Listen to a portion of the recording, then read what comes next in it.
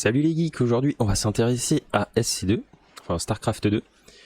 Et alors cette fois-ci ce sera une sorte de pseudo-IA qui va m'intéresser. Autant la dernière fois je m'intéressais à une... alors c'était un bot SC2 programmé avec une porte SC2. Alors qu'ici le projet que je vais présenter va utiliser la librairie PySC2. Globalement l'idée... La différence entre ces deux librairies, c'est que Python SC2 va chercher plus ou moins à être intéressante pour quelqu'un qui va tenter de faire des bots. Donc on va avoir accès aux instances de workers directement, donc ce qui fait qu'on peut ne pas se baser sur l'écran et uniquement se baser sur les instances des objets d'un point de vue programmation. Alors que dans PySC2, donc l'autre librairie, on va s'intéresser qu'aux actions de l'écran. Donc éthiquement parlant, on est beaucoup plus dans un aspect égalitaire entre le joueur et la machine avec PySC2, puisque les seules actions que l'IA pourra faire, ce sera sur l'écran ou la minimap. Sachant qu'au final, sur la minimap, l'une des seules actions qu'on peut faire, c'est voir les minerais par exemple, pour savoir où positionner son command center, ou savoir où attaquer l'ennemi. Ce qui fait que l'essentiel des actions devront obligatoirement se faire sur l'écran, et c'est là où ça devient vraiment très difficile programmatiquement parlant d'utiliser PySC2. C'est qu'au final, par exemple, si on veut créer un supply depot, en premier il faut sélectionner le pixel du VCS, ensuite mettre la souris, enfin sélectionner l'endroit où on va créer son supply depot, et ensuite on va le créer. Sachant que s'il y a quelque chose d'en dessous, ça ne le crée pas. C'est pareil pour créer un baraque, enfin une baraque, ou un baraquement, bref.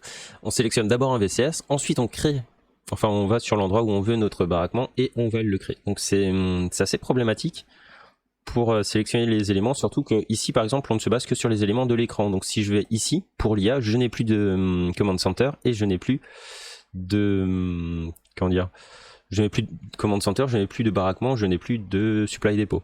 Et donc on voit que là l'IA, elle tente de créer des supply depots ici ou autre, alors qu'au final, elle devrait les créer ici. Donc elle se base véritablement sur l'écran pour faire ses actions, ou sur la minimap pour attaquer. Bref, mais ce qui est amusant en fait, c'est que cette IA là, véritablement, est aveugle. Parce que les informations sur lesquelles se base cette IA, alors globalement l'IA, donc je l'ai récupéré d'un certain Steven Brown, il me semble. Alors bon, j'ai retrouvé l'IA en question chez pas mal de personnes différentes. Parce que au final, elle est plutôt simple. L'algorithme est vraiment... enfin, c'est tellement simple qu'au final, on a l'impression que tout est random en fait. Mais bref, donc les liens seront dans la description si jamais ça vous intéresse. Sinon, alors techniquement, de base, vous n'arriverez pas à la faire fonctionner parce que... alors dans les dernières mises à jour, certaines fonctions ont changé, notamment les appellations des écrans et de la minimap. Donc il faut rajouter un feature underscore devant screen et minimap pour faire fonctionner les codes, sinon l'IA plantera directement. Et voilà, mais sinon globalement ça fonctionne. Et alors en termes d'IA, ici on est vraiment dans un élément très simple. Donc ici c'est ce qu'on appelle du reinforcement learning, de l'apprentissage renforcé.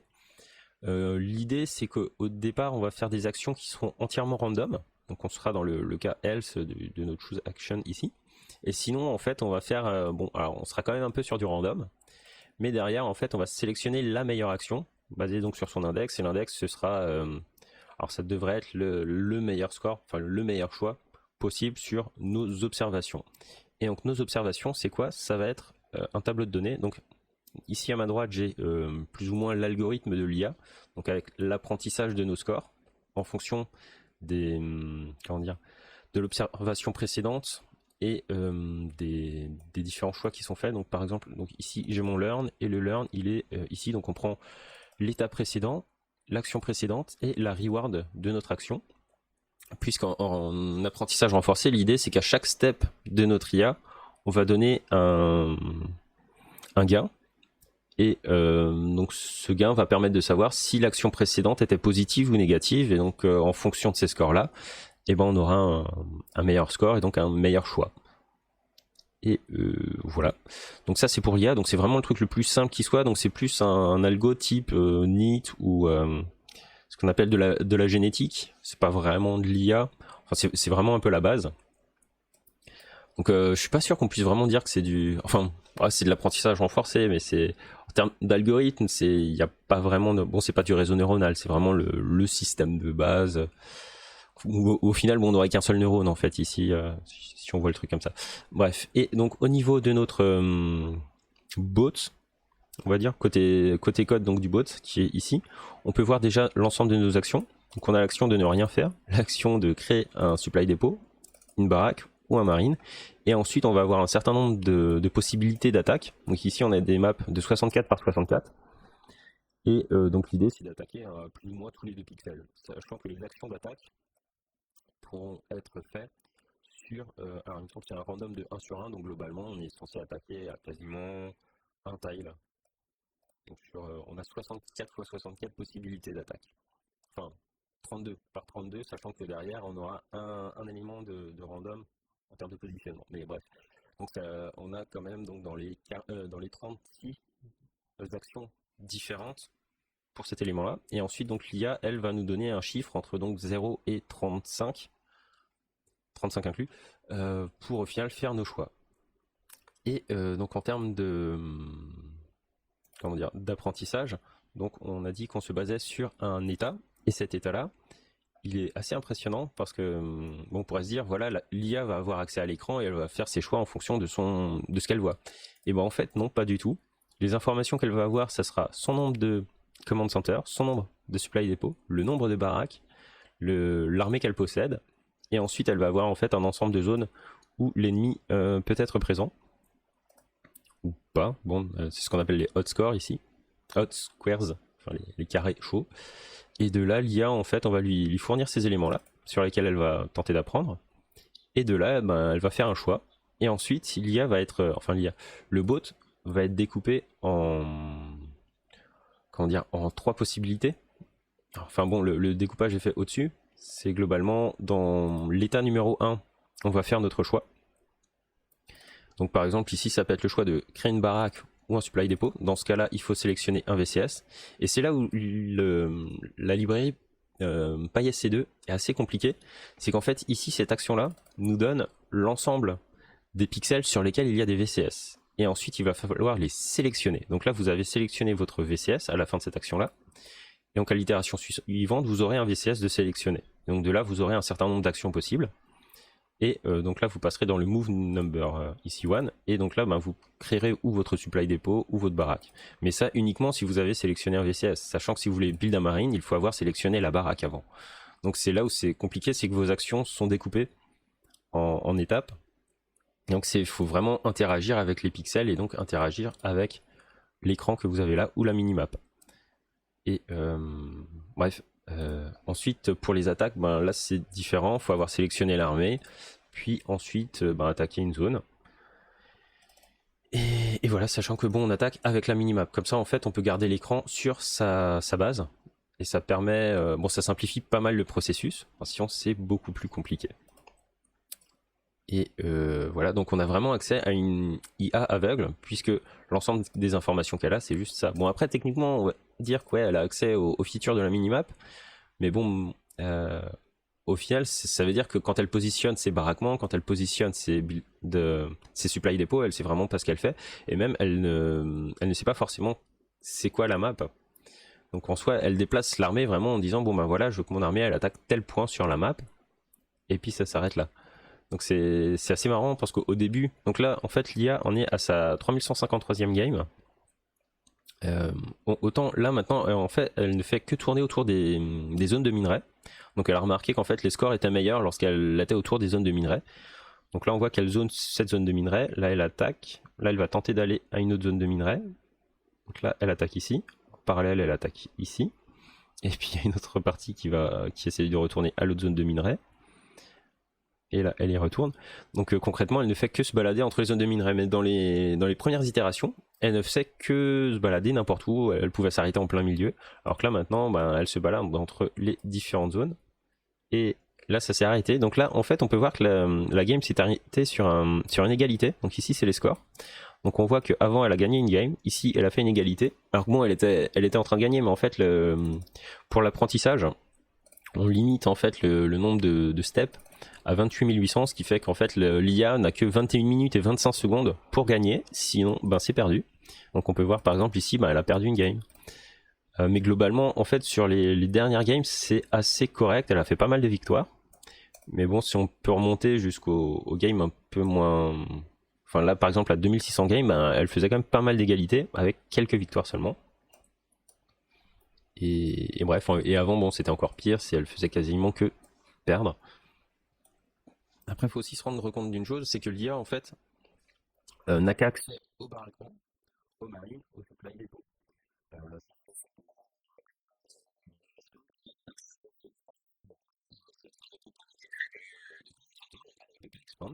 Donc en soi, elle a un nombre de choix qui sont extrêmement limités. Donc bon, pour moi, le plus gros choix qu'elle a, en fait, c'est juste le choix d'attaquer. Parce que bon, il y a 32 possibilités d'attaque pour seulement 4 possibilités de autres, sachant que bon, il y a aussi l'action de ne rien faire. Parce que parfois, il est plus intéressant de ne rien faire que de faire quelque chose. Et, euh, et voilà. Alors, il faut savoir qu'en fait, si l'IA veut capituler, enfin l'IA, parce qu'ici en fait notre intelligence artificielle joue contre l'IA en mode extrêmement simple. Donc bon, c'est normal qu'elle gagne aussi facilement. Et encore, parfois elle perd lamentablement. Sachant que bon, ici par exemple, elle a pas l'air de vouloir attaquer malgré le fait qu'en fait elle connaît en fait les zones de l'ennemi puisque c'est l'un des états qu'on lui donne. Mais il me semble que à ce niveau d'apprentissage là, elle n'est pas capable en fait de savoir qu'il faut véritablement attaquer les zones rouges. Donc là, on voit qu'elle a voulu attaquer ici, mais qu'au final, elle est déjà revenue. Bon, elle est très indécise en fait sur ses capacités d'attaque. Donc en soi, bon, je dirais qu'avec ce niveau-là d'apprentissage, elle n'a pas encore tout compris au jeu, mais bon, par rapport à avant où elle n'était pas capable de savoir que c'était dans les zones de minerais qu'il fallait aller, bon là, elle a déjà appris pas mal de choses, mais là, il faut quand même se rendre compte d'une chose, c'est que ça fait depuis plus d'une semaine que j'ai cette IA-là qui tourne. Donc je sais pas combien de temps encore il lui faudra pour comprendre, enfin pour faire peut-être la liaison entre les zones, les hot squares, et les zones d'attaque. En tout cas, pour le moment, elle a déjà compris qu'il faut se balader entre les zones de minerais, ce qui est déjà ça. Mais voilà. Donc c'est une IA qui est très limitée, mais de là, je trouve qu'elle est quand même capable de faire un certain nombre de choix parce que, comment dire, il faut qu'elle choisisse déjà de faire des supply dépôts, il faut qu'elle choisisse de faire des baraques, qu'elle les positionne. Donc ça, elle sait déjà le faire, elle sait que bon ben, voilà, faut miner du minerai. Et derrière, bon après, il y a juste les attaques qui sont un peu, comment dire, aléatoires. Et là, bon, on voit d'ailleurs que Montréal a créé un baraquement ici parce qu'en fait, comme dit, ah, bon, il y a encore une égalité cette fois. L'IA, en fait, comme dit, l'IA n'est capable que d'interagir avec son propre écran. Donc, si je me balade sur la map, elle va tenter de créer la baraque ou le supply dépôt là où elle est sur l'écran. Donc, c'est assez problématique. Mais bon, globalement, voilà, si on laisse l'IA gérer la chose, ça passe plus ou moins bien. Donc bon, ça reste une IA assez bête, bon, surtout quand on voit l'algorithme. Mais je trouve ça assez intéressant de voir qu'au final, l'IA est quand même capable de faire des choix qui l'amènent à gagner. À ce moment-là, il a quand même fait quelques victoires, ici et là. Avec des scores assez élevés, bon, surtout bon, derrière, il a pu faire des scores très faibles. Mais voilà, bon, comme quoi des algorithmes assez simples peuvent quand même faire gagner. Bon, ici, ça reste assez moche. Mais je pense que dans une de mes prochaine approche, je vais tenter de réutiliser un algorithme similaire en utilisant ce qu'on appelle un agent DQN sur Keras, et de là tenter de faire un peu une vraie économie et donner beaucoup plus de choix à l'IA, avec bon, peut-être plus d'éléments à l'apprentissage, parce que techniquement, si on regarde la librairie PySC2 ici, on peut donner quand même plus d'informations visuelles, donc partir sur des convolutions, et toujours un algorithme d'apprentissage renforcé, mais peut-être beaucoup plus complet, et je pense qu'on peut aller beaucoup plus loin. En tout cas, voilà, bon, je reste assez surpris du niveau de la chose. Quand je vois le niveau du code, ça paraît vraiment simpliste. Donc voilà, c'est assez amusant de voir qu'en pas grand, enfin, que techniquement ici, en une bonne dizaine de lignes de code, au fait, t'as quasiment une IA qui est capable quand même de faire des choix, parce qu'au final, elle s'est rendu compte que voilà, les scores se faisaient dans ces zones-là, donc dans les zones de minerai. Et voilà. Bon, c'est tout ce que j'ai à dire pour aujourd'hui. À une prochaine.